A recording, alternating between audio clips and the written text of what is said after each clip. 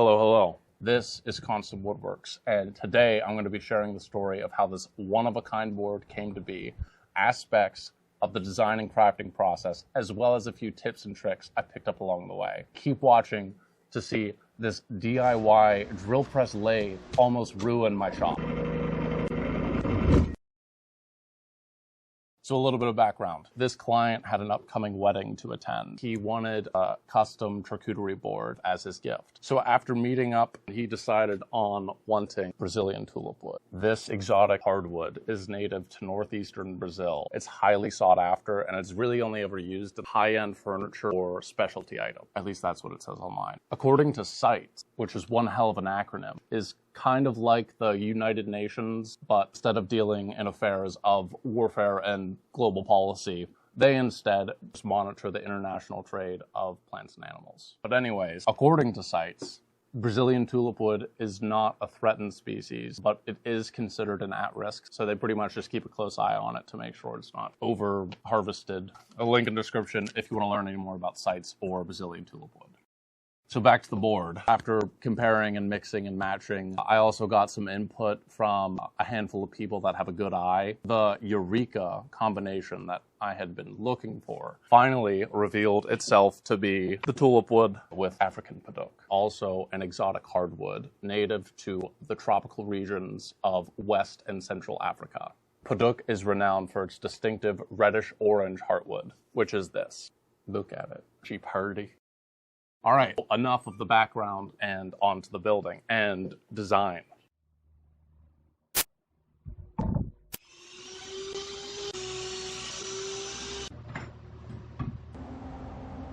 I was able to make pretty quick work of these initial cuts.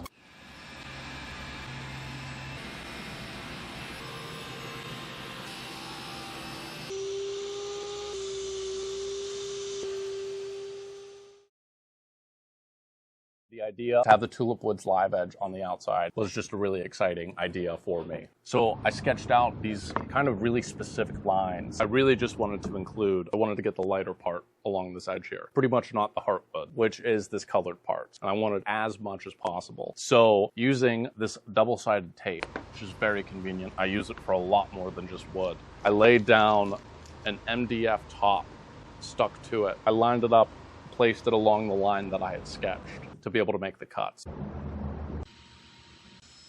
I won't lie, these live edge pieces were pretty much constantly nerve-wracking every step throughout this process. I didn't have any more viable live edge pieces to cut from. Pretty much every step had to be close to perfect.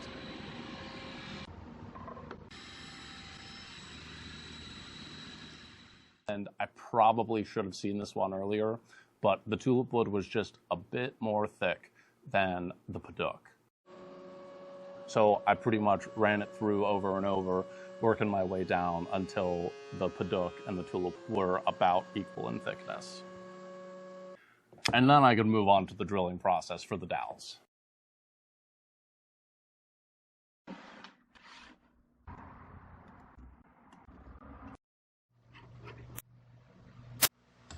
Doweling, in my opinion, or drilling for dowels, doing all the measuring and marking, more than anything, it's just kind of tedious, as long as you dot your I's and cross your T's.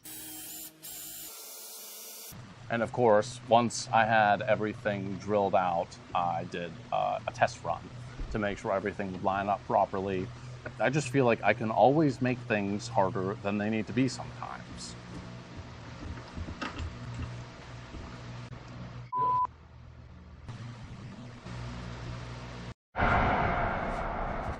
Things don't always line up. So, you work with what you got. I do something that I call shimmy drilling, which is kind of what it sounds like. You're just shimmying the drill bit around, trying to widen that there hole, as well as you get yourself a Dremel. After that little bit of shimmy drilling and dremeling, I knew I would be able to clamp these pieces flushly together. Because you MacGyver and you work with what you got.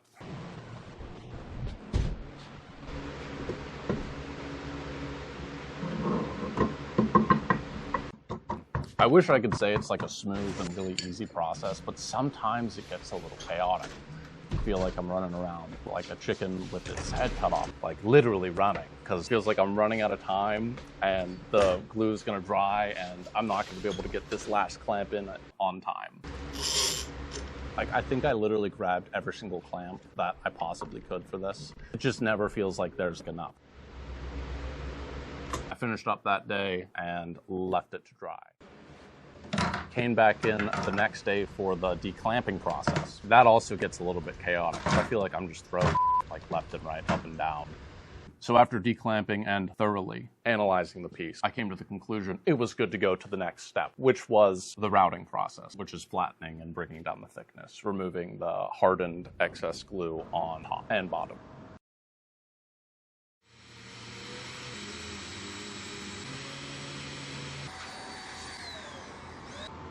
Also, side note, this double-sided tape, I swear one day it's literally just going to start giving me nightmares because of how much I struggle to remove whatever I attach it with. And then it was just kind of like the general cleanup of the piece. The leftover lines that remained from doing the routing, which is kind of looks cool. Then I did some low grit sanding, made pretty quick work of these lines, just kind of evened it out. So I cleaned up the edges with my table saw. There were some open cracks that had not been resolved in the routing process. I had to go back using a mix of a file and a really small Dremel bit to widen them so that they could hold epoxy in them. I also had to do one last step to the edges, going along with filling the cracks with the epoxy, and that was to match the two opposing live edges contour to make them a little bit more similar to one another.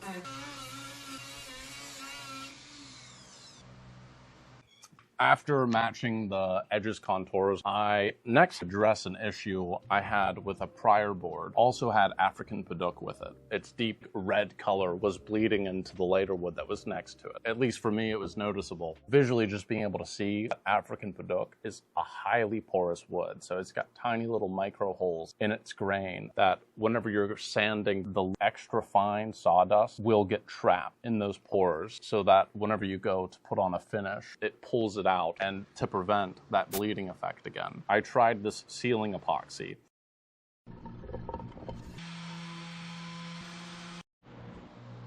Enough of that shit.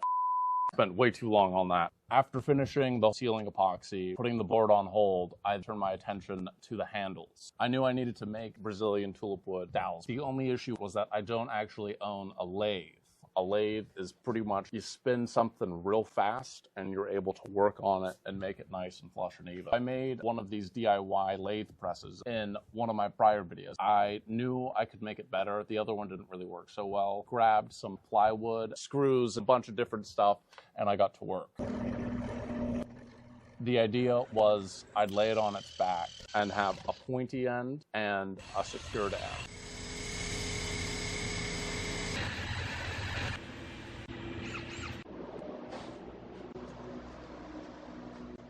And in no time at all, I was ready for the first test run. I did have that ruler in my hand for a reason.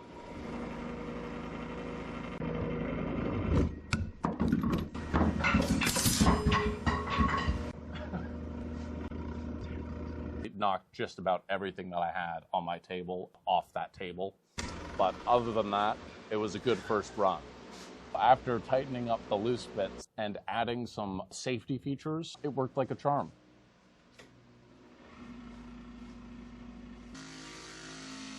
I then cut out a 1" by 1" piece of the tulip wood, sanded down its really rough edges, worked my way up the grits, and then in no time at all, I had my tulip wood handles complete. So when designing the Padauk brackets, after a few sketch options, this part might be kind of hard to see, but this was like the rough sketch that I did for it. This bottom part would stick out, acting as its feet almost, to avoid rubber feet. That's why I did that. I did do a demo piece with some scrap wood and was happy with it. After I decided that's the way I was going to be going, I pretty much did the same exact steps to these Padauk pieces.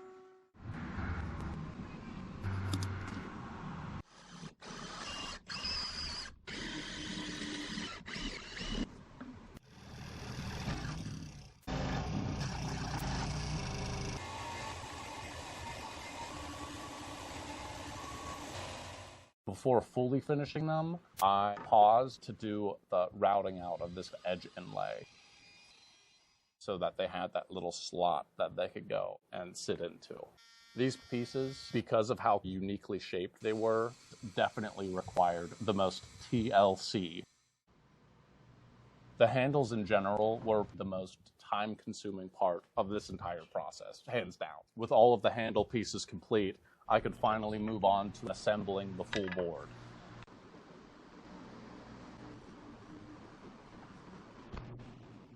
I did have to get a little creative with the clamping of these handles. Yeah, I literally just used painter's tape. I tried to apply like tension where I could. It was the only way I thought of. It did get the job done though. It did have some handle gaps which were obviously calculated and intentional. Totally calculated, but also totally a mistake. We say it's calculated. There are no mistakes. You work with what you got. What I had were these small little gaps. I was like, well, instead of just glue, I could just fill these small gaps with epoxy. Not just a clear epoxy, but some sawdust sprinkled in epoxy. Sawdust that I collected from earlier. It was a bit chunky, so I ran it through this coffee grinder that I bought, maybe specifically for this, grinded it down into a fine powder, and I mixed it into some UV epoxy. Rather than just having wood glue attaching the handles. It was a win-win because I got to fill the gaps with the epoxy, the added strength. Epoxy's bond by itself is stronger than any wood. I might have put a little bit too much on, but better to be safe than sorry. But it was an absolute pain in the ass to sand down the excess in these tight spaces. It took a hot minute, but it was totally worth it in the end. Putting the finish on was going to make the board come alive, and that was what I was on to next. I had got, a few weeks prior to this Watco butcher block oil. I had not used it yet. I was like, it'll be new, it'll be good. It said that it's more durable than traditional butcher block oils. I really wanted this finish to protect and safeguard the board over time. So I decided to use it because of that extra durability. People do get kind of freaky-deakied about finishes. There are some applications where it's like, yeah, you should use that one. Anything else, trifling over this one or that one, it's wasting energy and time and thought. A wood finish is a wood finish. I put that on pause. I moved on to the laser engraving part of this build. I do offer, and the client requested, a laser engraved note on the bottom of the board. I think it just kind of makes the board more personal and sentimental. There's a lot of squatting, overanalyzing. So as I was setting this up, Buddy had a package to deliver, rolling up to a kid intently staring at a laser with freakishly large red glasses and a lightning bolt on his chest. How you doing? Doing all right. How about yourself? Good, good. Yeah. It must have been a wild scene for him. Yep. Oh, we made peace. And he went on his way.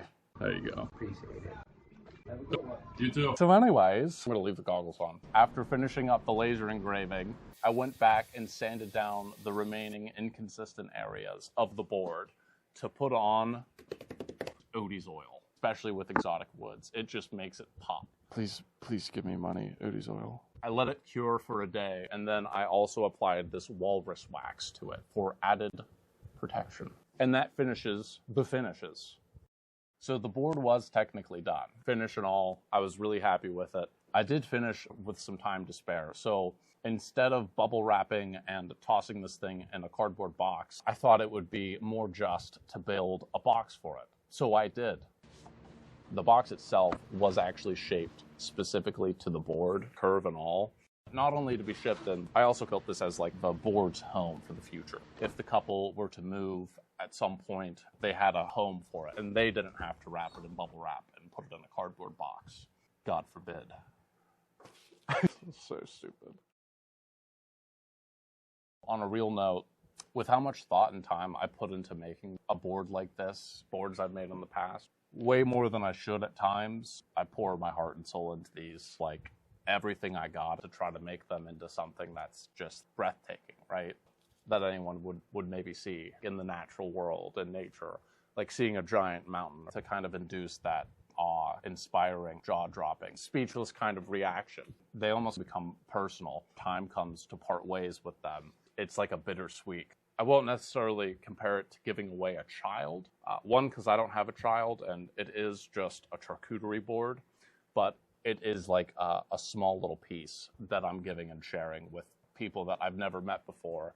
Sure, I'm posting a video of it online, but it's one thing to see something on a screen, and it's something totally different to actually be in person, because it's just like real life is happening here and now. That should be our priority.